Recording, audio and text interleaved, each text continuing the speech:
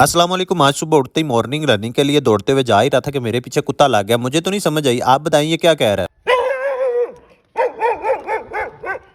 कामयाबी के रास्ते पर चलने वालों पर कुत्ते तो भौंकते हैं, लेकिन आपने फिक्र नहीं करनी। जैसे कि मैंने भी फिक्र नहीं की और अपनी एनर्जी बढ़ाने के लिए टिड्डी से माल्टे मंगवा लिए, जिसको मैंने और लाहौरी बॉय ने रल के खाना शुरू किया ही था कि यहाँ पे हमारे पास तोजी भी आ गया, जिसने चोरी की मसीद की टोपी पहनी हुई थी। माल्टे खा के अपने कैल्शियम पोटाशियम पूरे कर लिए और इसके बाद सोचा कि अब कुछ काम धंधा कर लिया जाए। सबसे पहले टोके पे चारे को लेके पहुंच गया, तोजी भाई को साथ लगाया और स्पीडो स्पीड टोका चला के लाके जानवरों को उनका नाश्ता पेश करने के बाद आग के पास बैठ गया, जिसके पास खड़े होकर सबसे ज्यादा धुआं मैंने ही खाया। धुआं तो खाया, लेकिन हाथों का आग ताप के थोड़ा सा गुजारा हो गया। इसके बाद सोचा कि अब कोक पीने के बजाय हमें दर्जन केले मंगवा के इसके साथ ताजा दूध पीना चाहिए। ताजे दूध में भी टाइम था तो केले खा के गुजारा कर लिया। फिर वक्त हुआ चाहता था दोपहर का, जब राशिद भाई अपनी हैवी बाइक लेके हमारे पास पहुंच गए, जिस पे बैठ के व्लॉग बनाया जो कि पूरा आपको यूट्यूब पर मिल जाएगा। इसके बाद हम अपनी स्कूटरी लेके यहाँ से निकले थे कि रास्ते में ठंडी हवा लगी तो सोचा कि चादर लेकर ही आनी चाहिए थी, लेकिन ये क्या ठंड की वजह से तो हम तो रास्ता ही भूल चुके थे। आखिरकार रास्ते की एक निशानी मिली थी कि हम भी लकीर के फकीर बन के यहाँ से चलते हुए ट्रेन की पटरी पर पहुंच गए। यहाँ चप्पड़ देख के राशिद ने डूब मरने का सोचा ही था कि फिर डिसाइड हुआ कि इस रेल की पटरी पर उस मशूक के लिए जान देंगे जो कहती थी कि जानो तुम्हारे बगैर जिंदगी बहुत मुश्किल हो जाएगी, मैं मर जाऊंगी तुम्हारे बगैर। राशिद भाई को क्या पता था कि इनकी मशूक वाकई मर जाएगी, लेकिन किसी और पर। ये सब जेहन में आती मैंने राशिद भाई को बोला कि जाओ इस गम में जान दे दो, लेकिन अचानक से लम्बे पै के राशिद भाई को याद आया कि अभी तो उससे लौट के पैसे वापस लेने हैं। राशिद के उठने के बाद मैंने उसको यहाँ पे प्रैक्टिस करके बताया कि अगर कभी मौका बन जाए तो प्रॉपर तरीके से यहाँ पे लेट रहे हैं। उसके बाद आओ आपको एक और चीज दिखाते हैं, और वो ये कि ये क्लियर वाला बोर्ड, बल्कि क्लियर वाला बोर्ड ही नहीं था, हम यहाँ पे सिर्फ शूट करने और फोटो बनाने के लिए रुके थे। जिसके बाद एक बार फिर स्कूटरी पे बैठे और उन रास्तों पर चल पड़े जिनसे होते हुए राशिद भाई अपने एक दोस्त को एयरबड देने के लिए खेतों में पहुंचे, जो यहाँ पे मेहनत और मशक्कत कर रहे थे। हमने भी यहाँ पे खड़े होकर धूप तापते हुए 2-4 मिनट इन लोगों को मेहनत और मशक्कत करते हुए देखा, और इससे पहले कि सूरज अपनी जगह पे सेट हो जाता सब लोग अपने घरों की तरफ चल दिए। काम करके सबको घरों की तरफ जाते हुए देखे थे कि हमने भी अपनी स्कूटरी कच्ची और खूबसूरत रास्तों पर चढ़ा के इसकी रेस दबा ली और इसकी स्पीड को 40 तक पहुंचाई, ताकि हमारे दिमाग ने सिग्नल दिया कि हमें जाते हुए समोसा खाना चाहिए। और ऐसे ही हुआ। अल्हम्दुलिल्लाह आके हमने रास्ते में एक समोसा खाया जो कि गर्मा गर्म और स्वादी था। चस्के लेके इस स्वादी समोसे को खाते हुए आपसे यही कहूंगा कि अगर आपको मेरी वीडियो स्वादी लगती है तो फॉलो और शेयर जरूर किया करें। Thank you for watching, subscribe.